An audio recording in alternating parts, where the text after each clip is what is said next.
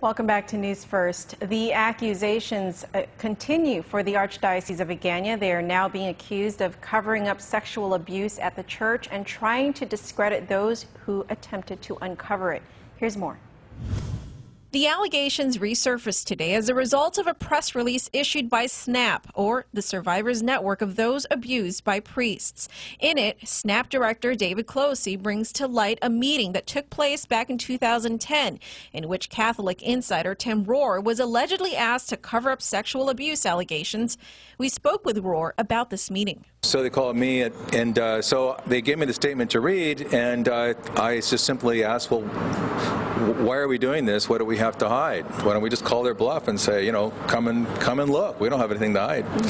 And so it was at that point that I learned that there was something to hide, because they stopped, everybody stopped and kind of stared at each other at the meeting. At the time, Rohr says he was unaware that there were allegations of sexual abuse within the church. He says the members of the church leadership had called upon him because at the time he was actively involved in defending the Archdiocese.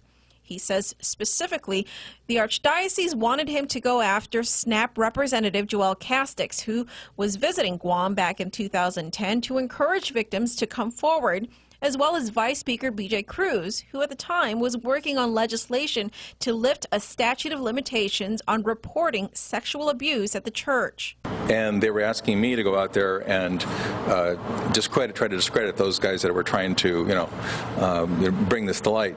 Rohr says he refused to participate in this cover-up, and since then, several allegations have surfaced against certain priests and even against Archbishop Anthony Apparon himself. Some allegations, Rohr says, were deliberately buried.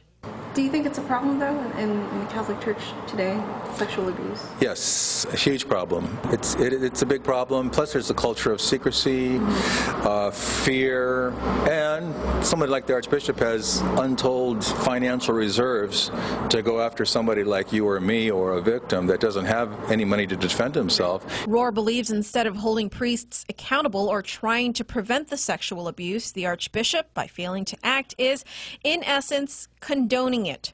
Rohr also mentions the recent sexual abuse allegations that were made against the Archbishop.